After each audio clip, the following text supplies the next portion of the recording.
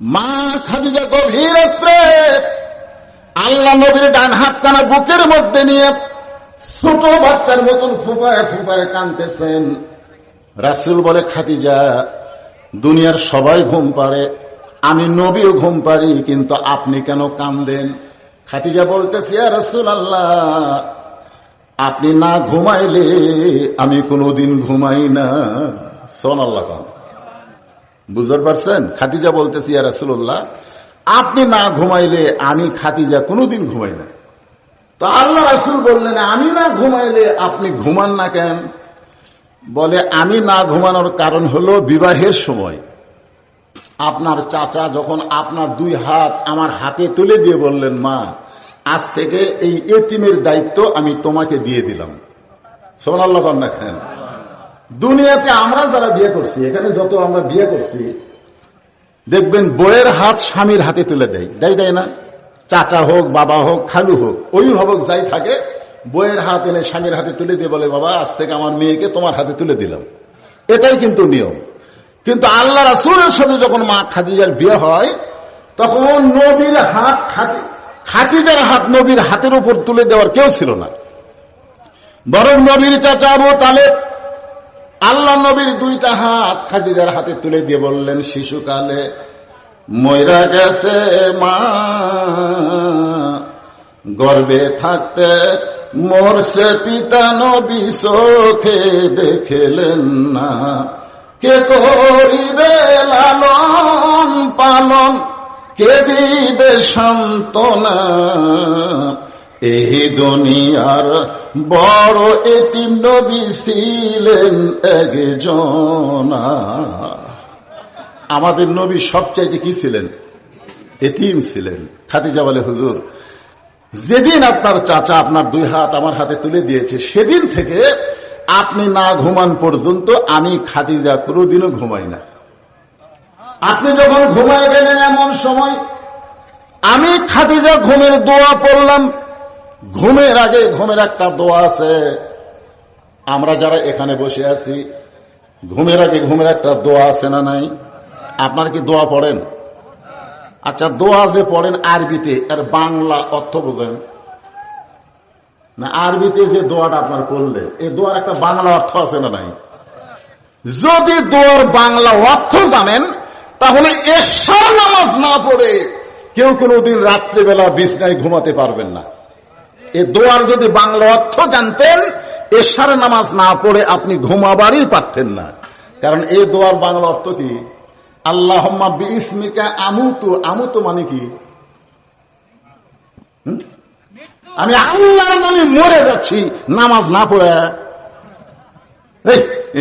আপনি যে আল্লাহর নামে মরে যাচ্ছেন এশার নামাজ না পড়ে মরেন, এশার নামাজ না পড়ে মরেন, তারপরে চাপা কিভাবে লাগাই বুঝবেন? কিরে যুবক, কথা হয় না? এই ঘুমের বাংলা জানি না তো আরবিতে কই অর্থ যাহাই হয়।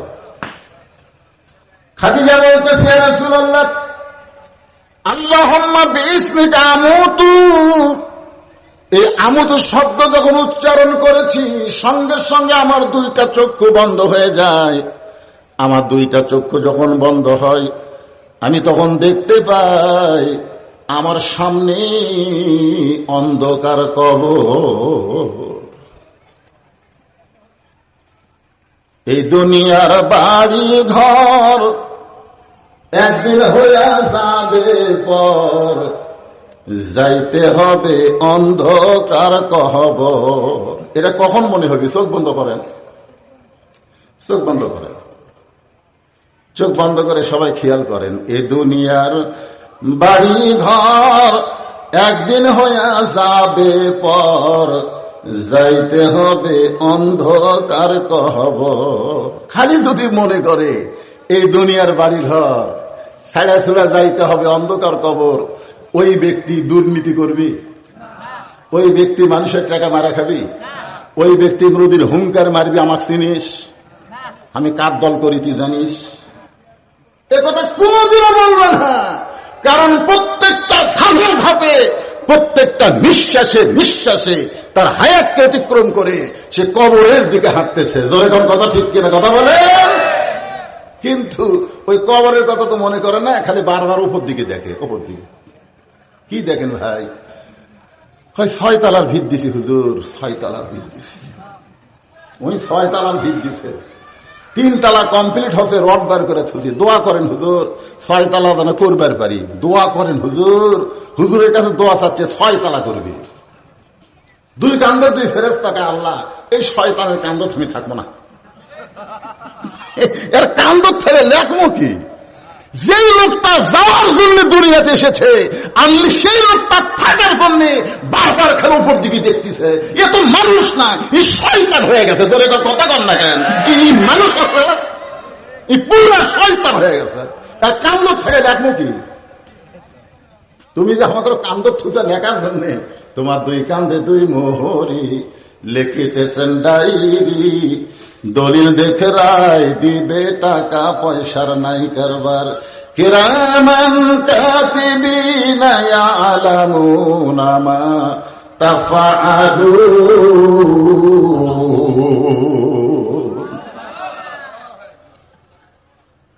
খাদিজা বলতেছে, ইয়া রাসূলুল্লাহ, বিসমিকা আমুতু শব্দ যখন উচ্চারণ করেছি, আমার চক্ষু যখন বন্ধ হয়ে যায়, আমি তখন দেখতে পাই অন্ধকার কবর। আপনি বলেছেন এই দুনিয়া থেকে সর্বশেষে যেই ব্যক্তি কবরে যাবে, কবরের ঘরে তাকে 50,000 বছর থাকা লাগবে। এই দুনিয়া থেকে সর্বশেষে যেই ব্যক্তি কবরে যাবে, কবরের ঘরে তাকে 50,000 বছর থাকা লাগবে। আমি খাদিজা অন্ধকার কবরে 50,000 বছর কেমনে থাকবো? যেই কবরে কোনো দরজা নাই, যেই কবরে কোনো জানলা নাই, যেই কবরে কোনো বাতি নাই, যেই কবরে কোনো সাথী নাই, সেই কবরে 50,000 বছর কেমনে থাকবো? ওই কবরের চিন্তায় আমার চোখে ঘুম নাই, চোখ দিয়ে দর দর করে পানি পড়তেছে। সঙ্গে সঙ্গে আল্লাহ নবী খাদিজাকে বুকের মধ্যে নিয়ে কপালে একটা চুমু দিয়ে বললেন, খাদিজা, ওই আল্লাহর শপথ করে বলতেছি, ঈমান গ্রহণ করার পরে আপনি আল্লাহর সঙ্গে যে সম্পর্ক গড়ে তুলেছেন, আল্লাহ আপনার অন্ধকার কবরকে জান্নাত বানায়া দিবে। সুবহানাল্লাহ, জোরে খান। আর কোন টেনশন আছে? আচ্ছা, কবর যদি জান্নাত আল্লাহ বানিয়ে দেয়, তাহলে 50,000 বছর কি আর 1 কোটি বছর কি? কবর যদি অন্ধকার হয় তো একদিনই থাকা যাবে না, একদিনই থাকা যাবে না। আর যদি জান্নাত হয়ে যায় তাহলে 50,000 না 50 কোটি বছর হলেও কোনো টেনশন। আল্লাহ রাসূল বলে, খাদিজা, ঈমান গ্রহণ করার পরে আপনি আল্লাহর সাথে এমন একটা সম্পর্ক গড়ে তুলেছেন, আল্লাহ আপনার কবর জান্নাত বানিয়ে দিবে। এখান থেকে বোঝা গেল ঈমান গ্রহণ করার পরে আল্লাহর সঙ্গে সম্পর্ক করা লাগবে। খালি ইল্লাল্লাহর জিকির মারলে হবে না। গতকাল যে জিকির করছিল এখানে, বুঝলেন, সেই জিকির ভাইরাল হয়ে গেছে। ও বাবা, মনে হয় টিউবওয়েল বসাচ্ছে, টিউবওয়েল।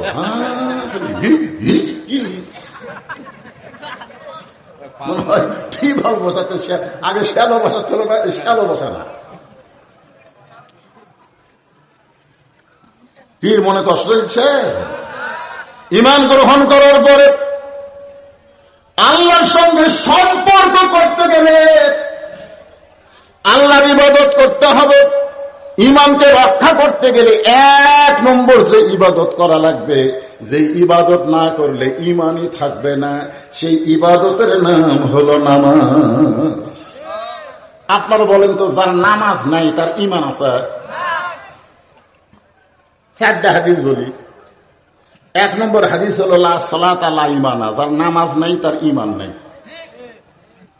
2 নম্বর হাদিস হলো লা সালাতা লা দীনা, যার নামাজ নাই তার ধর্মই নাই। 3 নম্বর হাদিস হলো বাইনাল আবদি ওয়াল কুফরি তরকুস সালাত, বান্দার কাফেরের মধ্যে পৃথক করার জিনিসটার নামই হলো নামাজ। যারা নামাজ পড়বে তারা হবে আল্লাহর বান্দা, আর যারা নামাজ পড়বে না এরা হলো কাফের। মান তারাকা সালাতু মুতাম্মিদান ফাকাত কাফারা, ইচ্ছা করে একটা ওয়াক্ত নামাজ বাদ দেয়, তবারক পাক করতেছেন করেন,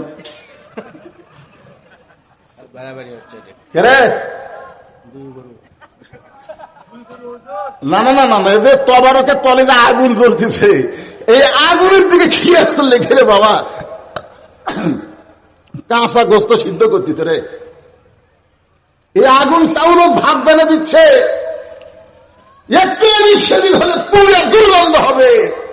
আপনারা জানেন জাহান্নামের আগুনকে 70 বড় থুতো করে তারপরে দুনিয়ার এই আগুন দিছে। জোরে কন, কথা কন না কেন, কথা কন না কেন?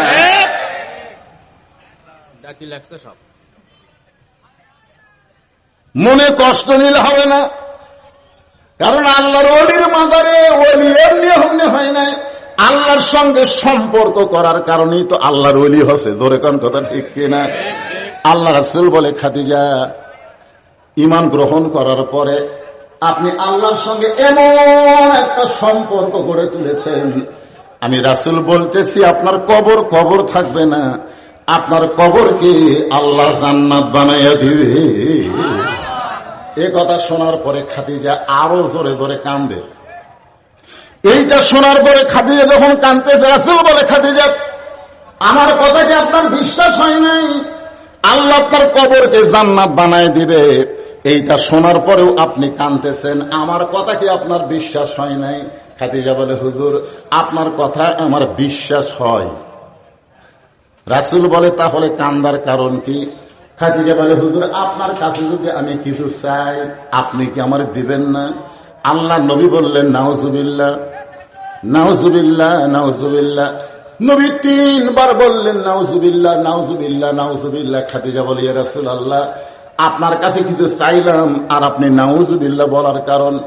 নবী বলতেছেন, খাদিজা ঈমান গ্রহণ করার পরে আল্লাহ ছাড়া নবীর কাছেও চাওয়া যাবে না। ঈমান গ্রহণ করার পরে আল্লাহ ছাড়া নবীর কাছেও চাওয়া, কথা কয় না। মহাস্থানে আগামী বৃহস্পতিবার হবিতে একটা বৈশাখের শেষ বৃহস্পতিবার হবি না, তাহলে একদম গেলে আর মাঝখান থেকে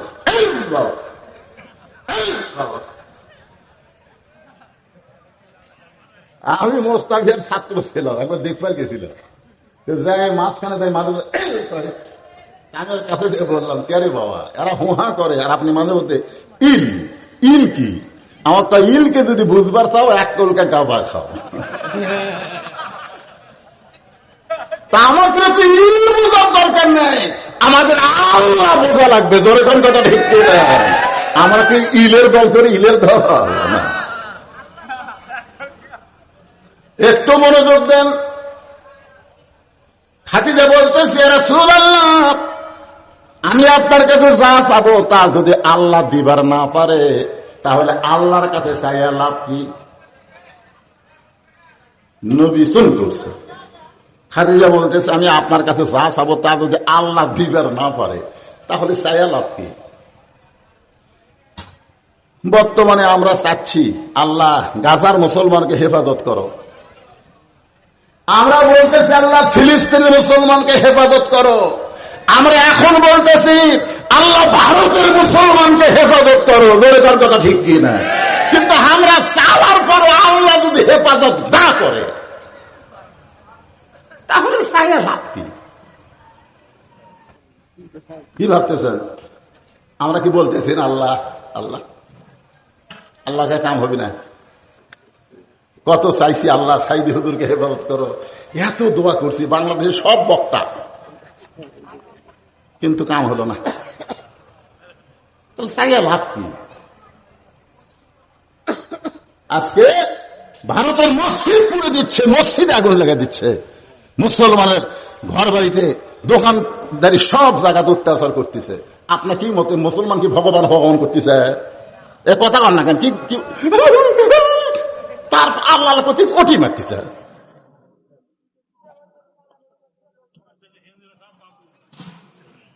না আমি উল্টা বলতেছি না, আপনারা উল্টা বোঝেন না।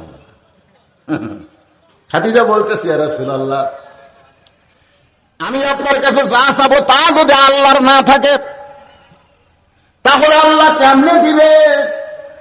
আল্লাহ রাসূল বলে খাদিজা আল্লাহর নাই, এই কথা বলাও যাবে না। খাদিজা বলছে যে হুজুর, কোরআনে একটা সূরা আছে, একবার পড়লে 10 পারা কোরআন পড়ার সওয়াব পাওয়া যায়। আপনারা বলেন তো সূরাটার নাম কি? ইয়াসিন লয়, ইখলাস। একবার পড়লে কয় পারা? 3 বার পড়লে 1 খতম। সবাই আমার সঙ্গে 10 পারা সওয়াবের নিয়তে পড়েন, বিসমিল্লাহির রহমানির রহিম, কুল হু আল্লাহু আহাদ, আল্লাহুস সামাদ, লাম ইয়ালিদ ওয়া লাম ইউলাদ ওয়া লাম ইয়াকুল লাহু কুফুয়ান আহাদ। এই সূরার মধ্যে কি বলা হচ্ছে? লাম ইয়ালিদ অলাম ইউলাদ। আল্লাহর কি নাই? এই জানা লাগবে না?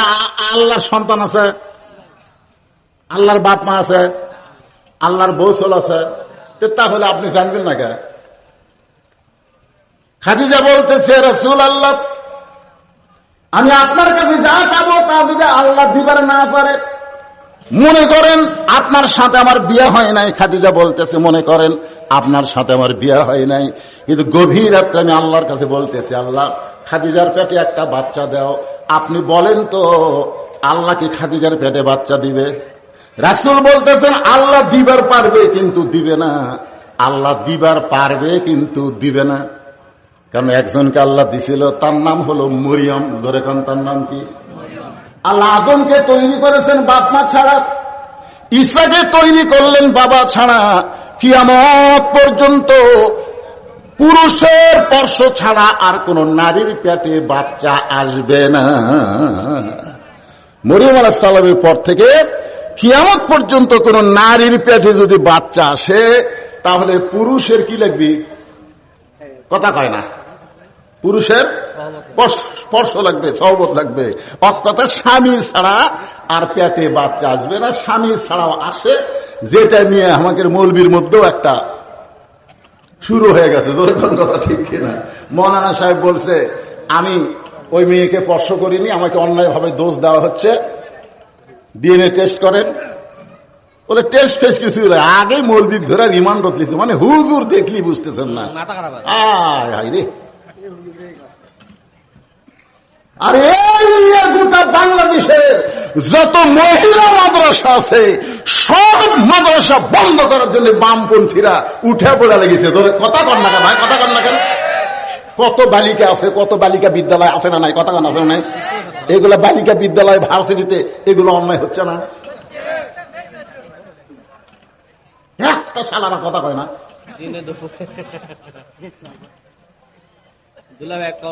জামালপুরের এক ইমাম সাহেবকে এক মেয়ে মানুষ মাওজায় কৈফিয়ত দিছে যে এই হুজুর আমার মেয়ের পেটত বাচ্চা দিছে।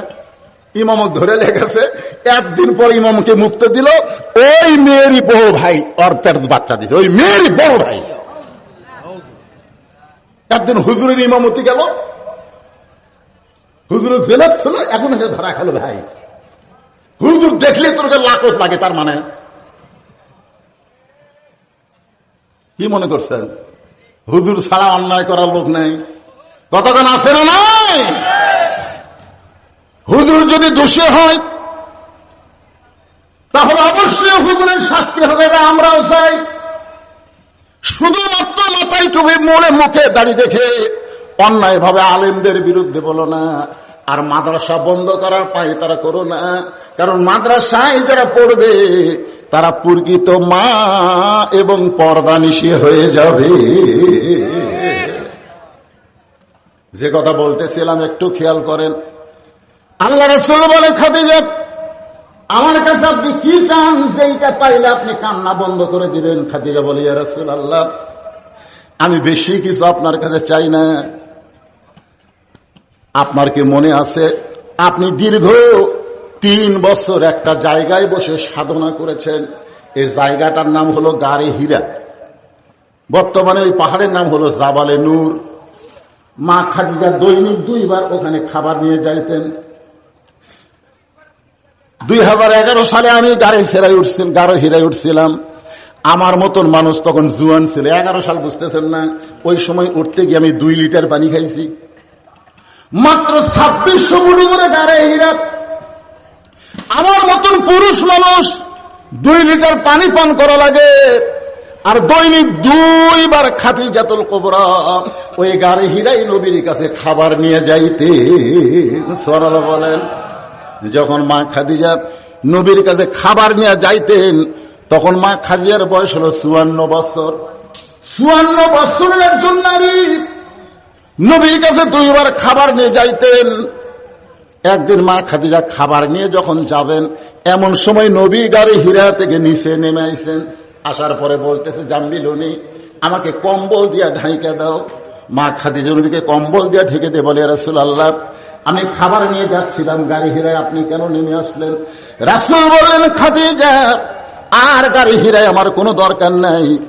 লৌহে মাহফুজ থেকে আল্লাহ তাআলা খুশি হইয়া আমার উপরে কোরআনের আয়াত নাজিল করেছে। সুবহানাল্লাহ। মহিলাদের খাবার লাগবে।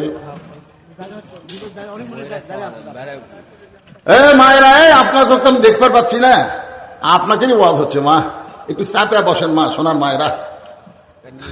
আগে কাহালু পাড়া উপাড়া তুই পাড়া সব পাড়ায় ওয়াজ করতাম, ঠিক কিনা বলেন? 1 উলেদেরই 5 পাড়া তো ওয়াজ করছি, এমনও বছর গেছে। কিন্তু এখন তার হয় না, এখন সময় কম। আগে চিন্তা খালি কাহালু থানা, এখন সব জায়গা দিয়ে যাওয়া লাগে। এই জন্য মায়েরা তো আমার ওয়াজ শুনবারই পাচ্ছে না। আজ যে আছে তুলেও গেছে দেরি করে। আমি কিন্তু প্রথম এমপি সাহেবের সময় ছিলাম, কিন্তু টাইমে নিয়ে গেছে আমার, তো এখন লাগে হুজুর। যাই হোক, তো এমন সময় আমাকে তুলে দেওয়া হলো, আমার মায়েরা নাকি বেশি হয়ে গেছে। আপনাদের জায়গা আছে কিন্তু জায়গা নেই। শোনার চান মায়েরা, ও মায়েরা, আপনারা একটু জমে দেওয়া বসেন, চাপে চাপে বসেন। আপনাদের আলোচনা হচ্ছে, একটু সবাই আপনাদের মধ্যে যদি ফাঁকা থাকে, কিছু লোক বাহিরে আছে তারা আসবে, একটু চাপে চাপে বসেন। ভাই সবাই একটু চাপে চাপে বসেন, আর একটু জিকির করেন। মায়েরাও চাপেন, বাবারাও চাপেন। লা ইলাহা, যাদের সামনে ফাঁকা আছে তাকে বলতেছি চাপেন, সবাইকে না। লা ইলাহা ইল্লাল্লাহ, লা ইলাহা ইল্লাল্লাহ, লা ইলাহা ইল্লাল্লাহু মুহাম্মাদুর রাসূলুল্লাহ সাল্লাল্লাহু। আপনাদের কি শিক্ষা দিলাম? আমল করবেন এখনই। যখনই নবীর নাম উচ্চারণ হবে সঙ্গে সঙ্গে সংক্ষিপ্ত দরুদ সাল্লাল্লাহু আলাইহি ওয়াসাল্লাম পড়াও সারা আপনার নামে ফেরেশতারা মদিনায় নবীর রওজা মোবারকে পৌঁছে দেওয়াও সারা। বিশ্বাসে মিলাই বস্তু, তর্কে বহুদূর। আপনাদের বিশ্বাস হচ্ছে না? বিশ্বাস হয় না? হ্যাঁ, যখনই দরুদ পড়বেন সাথে সাথে নবীর রওজায় দরুদ গুলো পৌঁছে যাবে। মনে হে বড় আশা ছিল আমি যাব মদিনা। গানটা শুনলে চোখ দিয়ে পানি আসে। আরব সাগর পাড়ি দিব, নাই কই আমার তরি, পাখি নই যে উড়ে যাব, পাখি নই যে উড়ে যাব, ডানাতে ভর করি আমার সাহাদ আছে, সাধ্য যে নাই করি কি উপায়, মনে বড় আশা ছিল আমি যাব মদিনায়। ইমাম মালিকের বাড়ি ছিল মক্কায়, নবীর প্রেমে ছুটে গেল মদিনায়। যতদিন ইমাম মালিক মদিনায় ছিলেন ততদিন জুতা স্যান্ডেল পায়ে দেবার পারেন নাই। মদিনার মাটি নিজের গায়ে মাখতেন আর বলতেন, মদিনা রে, আমি মানুষ না হইয়া যদি তোর বুকের মাটি হইতাম আমার জীবন ধন্য হয়ে যেত। ইমাম মালিক মদিনার মাটি নিজের গায়ে মাখতে মাখতে একদিন কাঁদতে কাঁদতে বেহুশ হয়ে পড়ে যায়। ওই বেহুশ অবস্থায় দেখতে পায় নবী আর রওজার মধ্যে নাই, ইমাম মালিকের শিয়রের পাশে দাঁড়িয়ে গেছে। আল্লাহ নবী ডাকতে বলে, আব্দুল মালিক, এমন করে কান্দিস না, এমন করে কান্দিস না। এ মদিনা একদিন ইয়াসরিব ছিল, মদিনা ছিল না। আমি নবীকে কোলে নেওয়ার কারণে হয়েছে মদিনা। আমার মহব্বত যার কলিজার মধ্যে থাকবে, আমার সুন্নত আদর্শ যারা পালন করবে, আমার প্রতি বেশি বেশি যারা দরুদ পড়বে, তারা মদিনায় আসতে না পারলে কি হবে? আমি নবী যাব তার ভাঙ্গা বাড়িতে দেখা দেওয়ার জন্যে।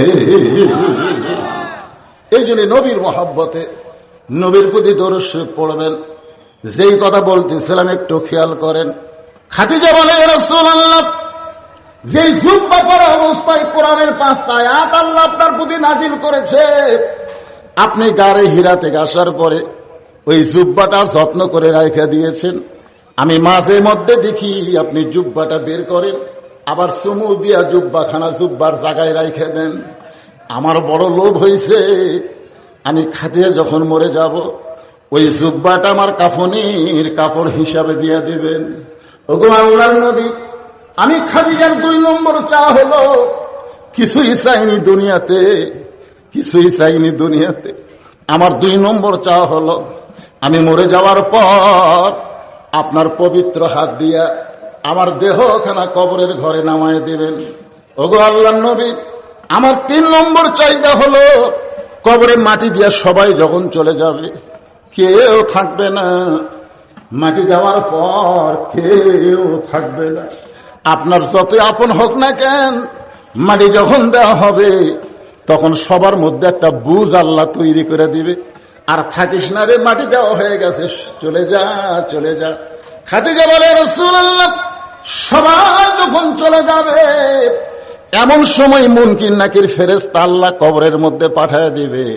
কবরকে লক্ষ্য করে, কবরবাসীকে লক্ষ্য করে 3টা প্রশ্ন করবে। আমি খাদিজাকে মুনকির নাকির 3টা প্রশ্ন করলে আমি উত্তর দিবার পারবো না, আমার পক্ষ থেকে আপনাকে একটু উত্তর দেওয়া লাগবে। হুজুর, এই 3টা চাওয়া যদি আপনি আমার পুরা করেন, তাহলে আর কবরকে নিয়ে আমি কোনোদিন কাঁদবো না, আর কবরের জন্য আমার চোখেও কোনোদিন পানি আসবে না। সঙ্গে সঙ্গে আল্লাহর নবী খাদিজাকে বুকের মধ্যে নিয়ে কপালে একটা চুমা দিয়ে বলে, খাদিজা, ওই আল্লাহর শপথ করে বলতেছি, আমার আগে যদি আপনার মৃত্যু হয় তাহলে আপনার 3টা চাওয়াই আমি পুরা করব ইনশাআল্লাহ। সুবহানাল্লাহ। আপনারা বলেন তো, এই জায়গায় আল্লাহ নবী কত বড় গুরুত্বপূর্ণ কথা বলেছে। কথাটা হলো, আমার আগে যদি আপনার মৃত্যু হয়। এই কথার দ্বারা নবী বুঝাইলেন কে কখন মরবে এটা আল্লাহর নবীও জানে না। কথা কন না কেন? আমাকে কতগুলো লোক ক্ষমতার ফিয়ের বাইরে আর নামার কথা খেয়াল থাকে না, এত সালের আগে আমাকে নামাইকে, এরকম কথা আমরা শুনেছি। জোরে কথা কন না কেন ভাইজান?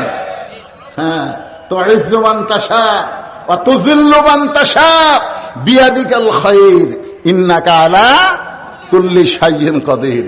এখন 5 তলা বিল্ডিং এর উপরে 1.5 লাখ টাকার খাট, 12,000 টাকার কম্বল, ওরে তেমন চাদর দিয়ে রাত 9টার সময় বলতেছে, আমার বাড়ি আমার ঘর আমাক নামাইকে, আমার বাড়ি আমার ঘর আমাক নামাইকে, রাত 9টার সময়। কান্দের ফেরেশতা বলতেছে, আল্লাহ, ঘুমের আগে যে দোয়া পড়া লাগে সে দোয়া না পড়ে যে কথা কয়ে ঘুমাইছে, এক নামানোর কেউ নাই। আল্লাহ বলতেছে, দেখা যাক। ফেরেশতার সাথে আল্লাহর কথা হয়েছে। আল্লাহ বলে, দেখা যাক। রাত 3টার সময় একটা ভূমিকম্প আছে। জরিকন কি কম্প? খালি বিল্ডিং একটু একটু লড়ে উঠছে।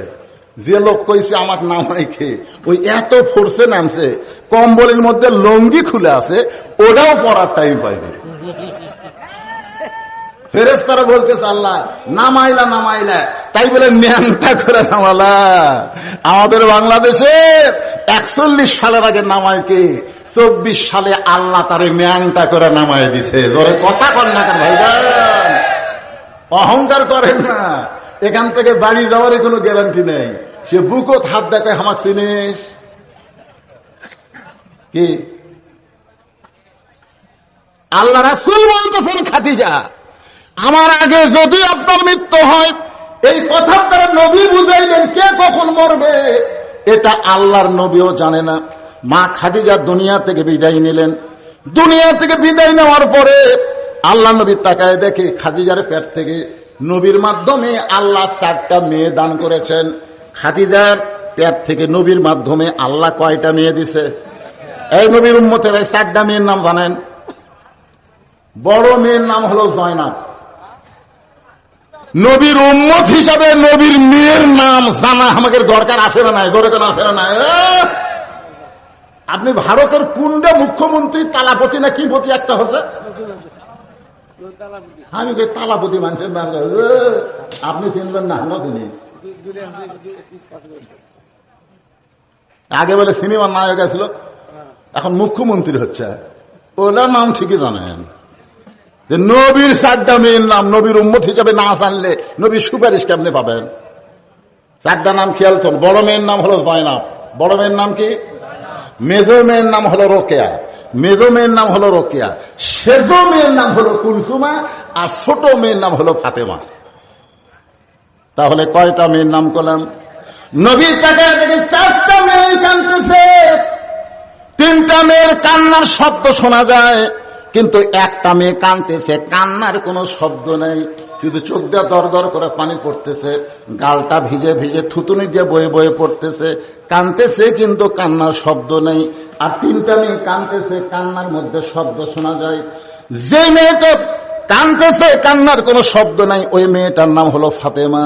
নবী ফাতেমাকে ইশারা করলেন। ফাতেমা যখন আল্লাহর নবীর কাছে গেলেন, রাসূল বলেন, ফাতেমা তোমার মা দুনিয়া থেকে বিদায় নিয়েছে। যখন কেউ দুনিয়া থেকে বিদায় নেয় তাকে উপরে বেশি সময় রাখা জায়েজ নাই। আল্লাহ রাসূল বলেছেন 3টা কাজ তোমরা দেরি করো না। একটা কাজ হলো মানুষ মারা গেলে তাকে দাফন করতে তোমরা দেরি করবে না। 2 নম্বর কাজ হলো ছেলে মেয়ে যখন বিয়ের বয়স হয়ে যাবে তখন বিয়ে দিতে তোমরা দেরি করো না। ওই কামায় ধান্দা করো না, আমার ছেলে মেয়ে কি করে খাবি, এ ধান্দা তোমার করা লাগবে না। এ ধান্দা কার? আরো জোরে বলেন।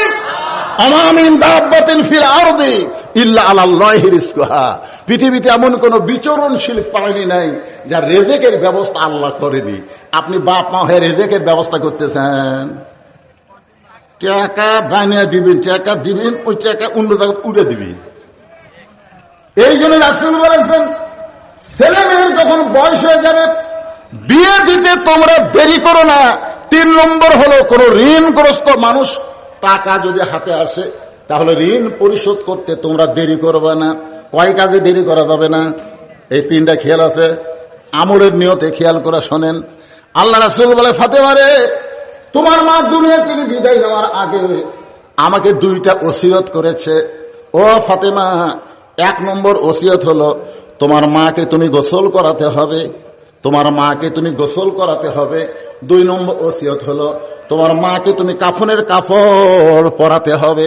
ফাতেমা বলতেছে, বাবা আমার আরো 3টা বোন আছে, ওই 3টা বোনকে নিয়ে আমি মাকে গোসল করাতে পারবো না, ওই 3টা বোনকে নিয়ে কি আমি মাকে কাফনের কাপড় পরাতে পারবো না। আল্লাহ রাসূল বলে, ফাতেমা তোমার মা আমাকে ওসিয়ত করেছে তুমি একা একাই তোমার মাকে গোসল করান লাগবে, তুমি একা একাই তোমার মাকে কাফনের কাপড় পরাতে হবে। ফাতেমা বলতেছে, বাবা আমি একা একা যদি আমার মাকে গোসল করাই, আমি একা একা যদি আমার মাকে কাফনের কাপড় পরাই, তাহলে আমার আরো 3টা বোন হয়তো মনে কষ্ট পাবে। আল্লাহ রাসূল বললেন, কে কষ্ট পাইল, কে মন খারাপ কইল, এটা দেখার উপায় নাই, ওসিয়ত পালন করা হলো ওয়াজিব। ওসিয়ত পালন করা কি? তাহলে মরার আগে ওসিয়ত করা দরকার আছে না নাই? কথা কয় না রে, আমরা মরবো না, সবাই মরবো না, তাহলে মরার আগে ওসিয়ত করার দরকার আছে না নাই?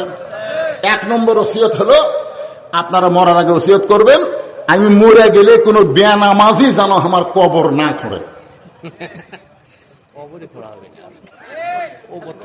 দেখছেন দেখছেন, আর কথা এবারে এই কথাটা কি খুবই খারাপ কথা। হোহা কর না কেন, হোহা কর না কেন? মরা লাগবি না। আল্লাযী খালাকাল মাউতা ওয়াল হায়াতা লিয়াবলুয়াকুম আইয়ুকুম আহসানু আমালা। আজকের ওয়াজি হচ্ছে সুন্দর আমল, সুন্দর আমলের পরীক্ষা হবে। তো মরার পরে সুন্দর আমল কি? বিড়ি খেয়ে কবর খোঁড়া? আপনারা হয়তো বলবেন, হুজুর আমাকে কবর খোঁড়ার লোক করা ছাড়া নাই। এটা ভুল কথা। দুনিয়ার বাড়ি করতে গিয়ে দুনিয়ার একটা বাড়ি থাকা যাবে না। সেই 3 তলা বাড়ি করতে গিয়ে যদি আপনি ভালো মিস্ত্রি খোঁজেন, কেরে বাড়ি ঘর করতে, ভালো বাড়ি করতে গিয়ে 3 তলা 4 তলার ভিত দিয়ে বিল্ডিং বানাবো, ভালো মিস্ত্রি কুটি আছে রে, তখন কয় ভালো মিস্ত্রি তো একজন কাছে মুসলিম আছে রে, মুসলিম রে, ধাওয়া পাড়ার মুসলিম রে কে তোমার উলটের লোক ধাওয়া পাড়া চালিয়ে গেছে উলট নেয় দুনিয়ার বাড়ি বানাতে ধাওয়া পাড়ার মুসলিম লাগে। আর যেই কবরে 50,000 বছর থাকবেন সেই কবরের ঘর বানাতে কি ভালো ভালো মিস্ত্রির দরকার নাই? কথা কোন দরকার আছে না নাই? মানেন বা না মানেন শোনেন, তারপরে যাই খুঁড়ি খুঁড়ুক, পুকুর খুঁড়ুক না কবর খুঁড়ুক, যা করে খুঁড়ুক। এরা তার কবর খুঁড়তেছে না। ইমাম গাজ্জালি বলেছেন কোন ব্যক্তি 40টা কবর খুঁড়লে সে আল্লাহর ওলি হয়ে যাবে। 40 কবর খুঁড়তে খুঁড়তেই ওর মৃত্যুর কথা এত বেশি মনে হবে ওই লোক দ্বারা আর কোনো খারাপ কাজ হবে না, আল্লাহর ওলি হবে। এখন 40 কে ওরা 4000 কবর খুঁড়ে সীমার হচ্ছে সীমার। কবর দেখলে আমার কিছুই মনে হয় না হুজুর, ওর কবর দেখলে কিছুই মনে হয় না, সীমার হয়ে গেছে। ওসিয়ত করবেন আপনি মসজিদের মুয়াজ্জিনকে বলবেন, মুয়াজ্জিন সাহেব আমি মারা গেলে আপনি আমাকে গোসল করায় দিবেন, বিনিময়ে আপনি 10,000 টাকা হাদিয়া নেন। মুয়াজ্জিন বলতেছে বাবা কে কখন মরবে আমি তো জানি না, তোমার আগে যদি আমি মরে যাই, বলে আপনি যদি মরে যান আমি মাফ করে দিলাম, কিন্তু আপনাকে 10,000 টাকা হাদিয়া দিলাম, আপনি আমাকে গোসল করাবেন। আল্লাহ রাসূল বলেছেন আসমানের নিচে জমিনের উপরে মুয়াজ্জিনের চাইতে ভালো মানুষ আর কেউ না। সুবহানাল্লাহ করে গান। কোন আলিমের কথা বলে নাই, কোন মাওলানার কথা বলে নাই। আসমানের নিচে জমিনের উপরে মসজিদের মুয়াজ্জিনের চাইতে ভালো মানুষ আর কেউ নাই। আল্লাহ নবী বেলালকে ডাকতে বলে বেলাল রে আয় আয় আমার কাছে আয়। বেলাল যখন নবীর কাছে গেল, নবী বলে বেলাল তুমি না আমার চাইতে খাটো। বেলাল বলে রাসূলুল্লাহ আপনি হলেন ইমাম, আমি হলাম মুয়াজ্জিন, আমি একটু খাটো হইলে অসুবিধা কি? রাসূল বলে বেলাল রে হাসরের ময়দানে আল্লাহ তাআলা ইমামের চাইতে মুয়াজ্জিনের মাথা উঁচু করে দিবে। শুধু মুয়াজ্জিনের মাথা উঁচু করবে না, আল্লাহ নিজের হাতে মসজিদের মুয়াজ্জিনের মাথায় একটা টুপি পরায় দিবে, যেই টুপি পূর্ণিমার চাঁদের চাইতেও বেশি আলো দিবে। বাংলাদেশে মুয়াজ্জিনের দাম না থাকতে পারে, কিন্তু ইসলামে মুয়াজ্জিনের দাম আছে না নাই? আপনার 14 গোষ্ঠীর মধ্যে কোনো মাওলানা নাই। আপনি মসজিদের ইমামকে বলবেন হুজুর 5 ওয়াক্ত নামাজ আপনার পিছনে পড়েছি, হুজুর 5 ওয়াক্ত নামাজ আপনার পিছনে পড়েছি, আমি মরে গেলে আমার জানাজার নামাজটা আপনি একটু পড়ায় দিবেন। এরকম ওসিয়ত করার দরকার আছে না নাই? আল্লাহ রাসূল বলে ফাতেমা তোমার মা ওসিয়ত করেছে, তোমার মাকে তুমি গোসল করায় দিতে হবে, তোমার মাকে তুমি কাফনের কাপড় পরাতে হবে। ফাতেমা বললেন বাবা আমার মা আমার মধ্যে এমন কি দেখলো, আমার মা আমার মধ্যে এমন কি দেখেছে যে আমার আরো 3টা বোনকে বাদ দিয়ে আমার ব্যাপারে মা ওসিয়ত করলো। রাসূল বলেন ফাতেমা শুনবার যখন চাও তাহলে শোনো, আমার মায়েরা যারা পর্দার অন্তরে আছেন একটু মনোযোগ দিয়ে শুনবেন। খাদিজাতুল কুবরা বলতেছে ইয়া রাসূলুল্লাহ একদিন গভীর রাত্রে আমি ঘুম থেকে চেতন পায়া ফাতেমার ঘরের জানলার কাছে গিয়ে দাঁড়িয়ে থাকলাম। আল্লাহ রাসূল বলে খাদিজা ফাতেমার ঘরের জানলার কাছে দাঁড়িয়ে কেন থাকলেন? বলে হুজুর আপনি তো জানেন না, জয়নাব যখন আমার পেটের মধ্যে ছিল, আমার বড় মেয়ে যখন আমার পেটের মধ্যে ছিল, আমার পেট উঁচু হয়েছিল, আমার পেটে ওজন হয়েছিল। জয়নাব যখন দুনিয়াতে ভূমিষ্ঠ হইল আমি প্রসব ব্যথা বুঝতে পারলাম।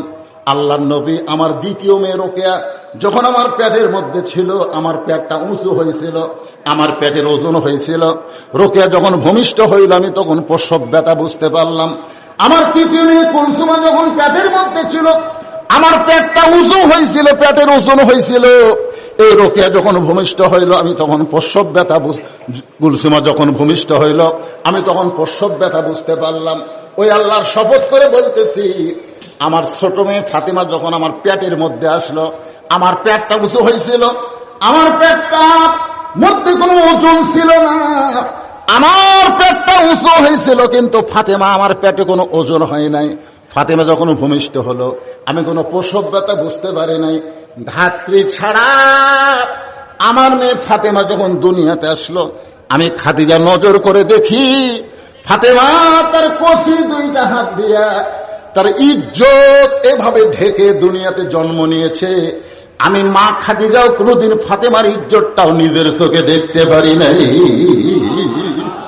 রাসূল বলে, ফাতেমা, এই কারণেই তোমার মা তোমাকে ওসিয়ত করেছে, যাও তোমার মাকে গোসল করায় দাও। এবার ফাতেমা একা একা মা খাদিজাতুল কুবরাকে গোসল করালেন।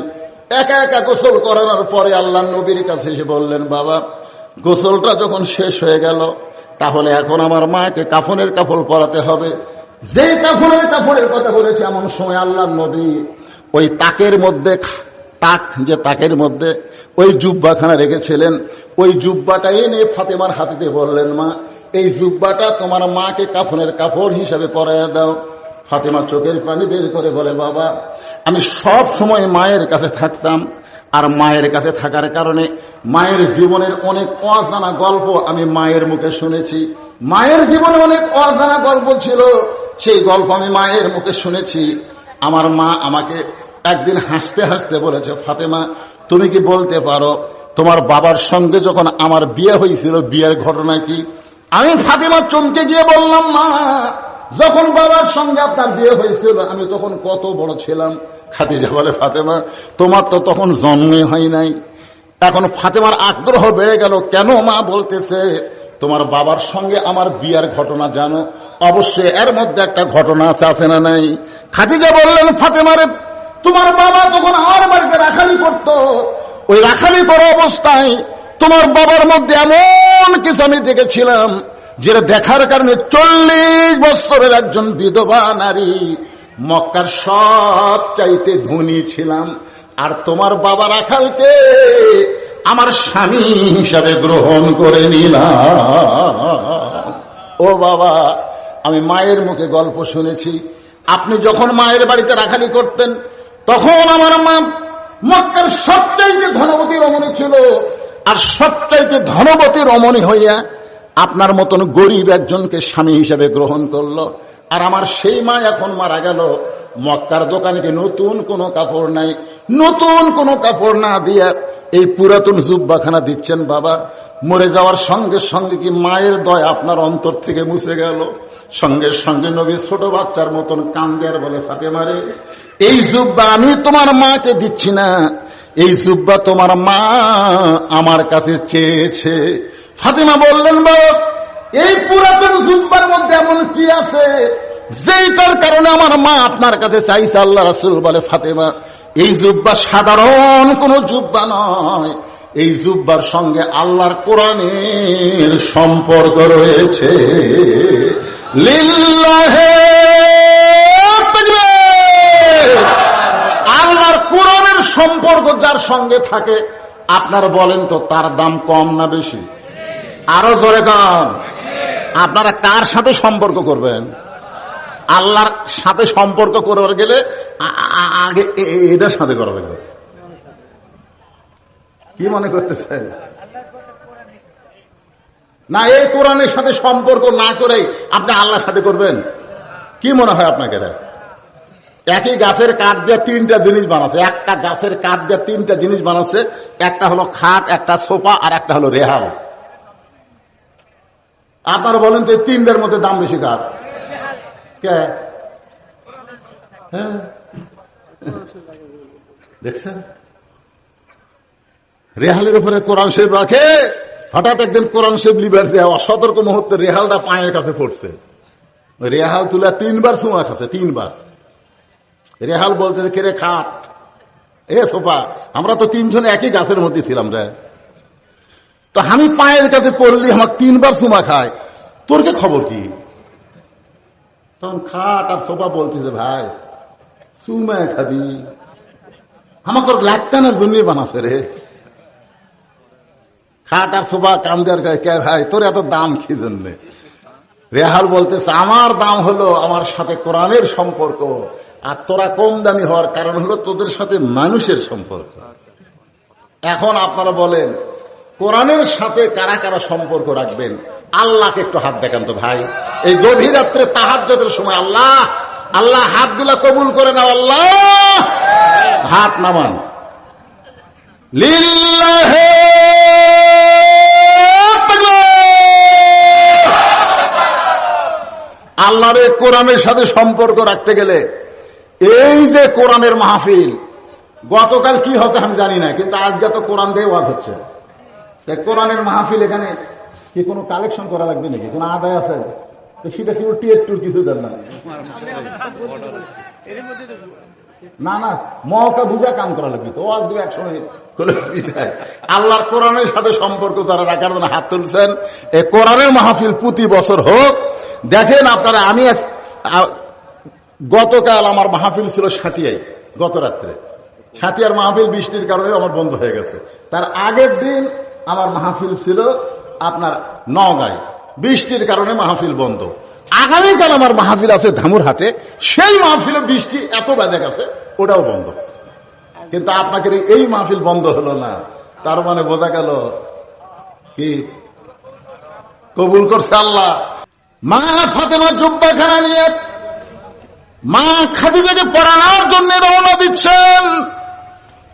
কিছুক্ষণ আগে একা একাই মাকে গোসল করাইছেন, এবার একা একা মাকে কাফনের কাপড় পরাবেন। ফাতেমার সামনে সামনে, আল্লাহ নবী পিছনে পিছনে হাঁটতেছে। কিন্তু আল্লাহ কোরআন শরীফের মধ্যে বলেছেন, নবী যখন হাঁটবেন নবীর সামনে কেউ চলতে পারবেন না। আল্লাহ নবী যখন কথা বলবেন, নবীর কথা বন্ধ করে কেউ কথা বলতে পারবে? এখন পারবে? নবীর কথা বন্ধ করে কথা বলা যেমন নাজায়েজ, বক্তারা যখন ওয়াজ করে বক্তাদের ওয়াজ বন্ধ করেও কথা বলা যাবে না, কারণ বক্তা তো বক্তা না। আল উলামা ওয়ারাসাতুল আম্বিয়া, আলেমরা হলো নবীর ওয়ারিস। এটা সহিহ হাদিস, জোরে কোন কি হাদিস?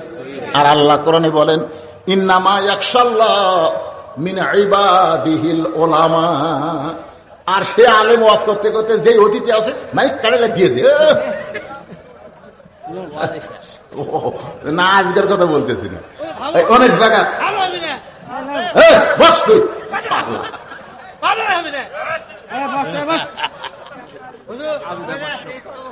পরে খুশি ওয়াজ করিস না, বস। আবেদা একজন মা আমার কোরআন শরীফ বাবদ 500 টাকা দান করেছে। মা আবেদা, দেখ মায়েরাই বেশি দান করতেছে রে, হায় হায় রে, মরদ গুলোর টাকা নেই, সব টাকা মায়ের হাতে চলে গেছে। আমার মা আবেদা কোরআন শরীফ বাবদ 500 টাকা দান করেছে। আল্লাহ মা আবেদার দানকে কবুল করেন, আল্লাহুম্মা আমিন। ফাতেমার সামনে সামনে জুব্বা নিয়ে হাঁটতেছে, আর আল্লাহ নবী পিছনে পিছনে। এখন আপনারা বলতে পারেন, নবীর সামনে কেউ হাঁটতে পারবে না, কিন্তু ফাতেমা কেন সামনে হাঁটে? কারণ ফাতেমা শুধু নবীর মেয়ে না, ফাতেমাকে আল্লাহ নবী মায়ের মতো সম্মান করেছে। সুবহানাল্লাহ। ভাইজান, আজকে সেই ঘটনা আমি বলবো না। ফাতেমা ঘরের মধ্যে যখন ঢুকে গেল জুব্বা নিয়ে, এমন সময় আল্লাহ নবী দরজা বন্ধ করে দিলেন। দরজা বন্ধ হয়ে গেল। ফাতেমা জুব্বা নিয়ে খাদিজাকে কাফনের কাপড় পরানোর জন্য ঘরের মধ্যে ঢুকলেন। আশরাফুলের মেয়ে আসমানি কোরআন শরীফ বাবদ 500 টাকা দান করেছে। মা আসমানির দানকে আল্লাহ আপনি কবুল করেন, আল্লাহুম্মা আমিন। কিছুক্ষণ পরে ফাতেমা জুব্বা কাপড়ের কাপড় পরায়া যখন দরজা খুলছে, এমন সময় নবী তাকায় দেখে ফাতেমা মুস্কি মুস্কি হাসতেছে। আপনার বলেন তো, মাকে কাফনের কাপড় পরানোর পরে যদি মেয়ে দরজা খুলে মুস্কি মুস্কি হাসে, নবী চমকে গিয়ে বলে, ফাতেমা কানতে কানতে তুমি জুব্বা নিয়ে মাকে কাফনের কাপড় পরাতে ঢুকলা, আর হাসতে হাসতে কেন দরজা খুললা? ফাতেমা বলতেছে, বাবা কানতে কানতে কেন ঢুকলাম এটাও আপনি জানেন, হাসতে হাসতে কেন দরজা খুললাম এটাও আপনি জানেন। রাসূল বলে, ফাতেমা কানতে কানতে তুমি ঢুকলা এটা আমি জানি, কিন্তু হাসতে হাসতে দরজা খুললে এটা আমি জানি না। এ কথার দ্বারা বোঝা গেল আল্লাহর নবী না জানাইলে জানে। কথা কয় না কেন? আল্লাহর নবী গায়েব জানে? এক বাক্যে আকীদার প্রশ্ন, ঈমানের প্রশ্ন, নবী গায়েব জানে? গায়েব জানে? জানে না। মা ইয়ানতিকু আনিল হাওয়া ইন হুয়া ইল্লা ওয়াহুন ইউহা। রাসূল বলেছেন, আমি যা জানি তোমরা তা জানো না, আমিও জানি না যতক্ষণ আল্লাহ আমাকে না জানায়। তাহলে সবকিছু জানে কে? আরো জোরে কন, যারা বলতেছেন না ভিতর কি গোজামিল ঢুকছে নাকি? গোজামিল এখন কতগুলো আমাদের বাবাও গায়েব জানে, বাবাও গায়েব জানে। ঠাস করে বাবা গেল ছল মারছে মুড়ি, তে বাবা কয় কে রে মাল্লিকা, তুই বলে গায়েব জানিস, তো চল মামো জানিস না? এরকম কিছু ভণ্ড আপনার দয়া বাবার দরবারেতে কেউ ফিরে না খালি হাতে। ও আহ ও আহ, একটু মনোযোগ দিয়ে শোনেন। রাসূল বলে ফাতেমা কানতে কানতে ঢুকেছে, এটা আমি জানি, কিন্তু হাসতে হাসতে দরজা খুললা, এটা আমি নবী জানি না। ফাতেমা বলতেছে বাবা আমি আগে মনে করেছিলাম আপনি ভিতরেও জানেন বাইরেও জানেন, কিন্তু আজকে বুঝতে পারলাম আপনি জানেন না, কি জন্য হাসতে হাসতে দরজা খুললাম। ওগো বাবা আপনি কি শুনতে চান? রাসূল বলে শুনবো মানে 100 বার শুনতে চাই। ফাতেমা বললেন বাবা তাহলে শোনেন, আপনার ওই জুব্বা নিয়ে আমি যখন আমার মাকে কাফনের কাপড় পরাবার গেছি, ইয়ানজুরু বিনুরিল্লাহ, আমি নূরের নজর করে দেখি আমার মায়ের শরীরে আল্লাহ তাআলা জান্নাতের পোশাক পরায়া দিছে। আমি আপনার জুব্বাখানা আমার মায়ের শরীরে কোনো মতো পেঁচায়া হাসতে হাসতে দরজা খুললাম, সঙ্গে সঙ্গে নবী বসে মাটির উপরে হাত দিয়া ছোট বাচ্চার মতন কাঁদতেছে। ফাতিমা বলে বাবা আমার মায়ের শরীরে জান্নাতের পোশাক পরার খবর শুনে আপনি কেন কাঁদতেছেন? আপনি কি খুশি হতে পারেন নাই? তারা একজন মা আমার 500 টাকা দান করেছে, আল্লাহ মায়ের দানকে আল্লাহ আপনি কবুল করেন। আল্লাহ রাসূল বলে ফাতিমা শোনো, এই কান্না আমার দুঃখের কান্না নয়, এই কান্না হল আমার জীবনের সবচাইতে আনন্দের কান্না। কারণ দুনিয়াতে কেউ যখন আমাকে নবী বলে স্বীকার করে নাই, সর্বপ্রথম যিনি আমাকে নবী বলে স্বীকার করেছে সেই মহিয়সী নারী তোমার মা, আমার দরদের বিবি খাদিজা। আল্লাহু আকবার। সর্বপ্রথম আমাদের নবীকে নবী বলে কে স্বীকার করছে? কথা কয় না, কে স্বীকার করছে? খাদিজা নবীর কে? নিজের বউ হইয়া নবী স্বীকার করা, এটা কি মনে করতেছেন? তিনটা জিনিস খেয়াল করবেন। 1 নম্বর হলো বড় ডাক্তারের বইয়ের সিজার লাগে না। যারা বড় বড় ডাক্তার তারা কোনোদিন বউরে সিজার করায় না, কারণ সিজার করলে বাচ্চারও ক্ষতি মায়েরও ক্ষতি। 2 নম্বর হলো মৌলানার বাড়ির কোনোদিন মিলাদ লাগে না। 3 নম্বর হলো পীরের বউ কোনোদিন মুরিদ হয় না। আপনারা খেয়াল করে দেখবেন, পীরের বউ কোনোদিন মুরিদ হবে না, কারণ পীরের বউ জানে আমার পীর মাঝে মধ্যে মুরিদের বউয়ের দিকে চোখ মারে, এই লুচ্চার হাতে কে মুরিদ হবি। তাহলে 1 নম্বর কি, বড় ডাক্তারের বইয়ের কি লাগে না? সিজার লাগে না। মৌলানার বাড়ির কি লাগে না? মিলাদ লাগে না। আর পীরের বইয়ের মুরিদ হওয়া লাগে না। কিন্তু প্রথম মুরিদ হয়েছে বউ খাদিজাতুল কুবরা, আল্লাহ নবীর কাছে নবী বলে স্বীকার করে কলেমা পড়েছে। বলেন সুবহানাল্লাহ। এই জন্য যাকে তাকে অন্ধভাবে মানা যাবে না, একজনকে অন্ধভাবে মানতে হবে, তিনি হলেন আমাদের নবী। যে নবী সম্পর্কে আল্লাহ বলেন লাকাদ কানা লাকুম ফি রাসূলিল্লাহি উসওয়াতুন হাসানাহ। একটু মনোযোগ দেন। মা খাদিজাকে আল্লাহ নবী নিজের হাতে কবরের ঘরে নামায় দিচ্ছেন, 2 চোখ দিয়া দর দর করে পানি পড়তেছে। আবু বকর বলে রাসূলুল্লাহ এমন করে যদি আপনি কাঁদেন তাহলে দুনিয়ার উম্মতেরা কেমনে সহ্য করবে?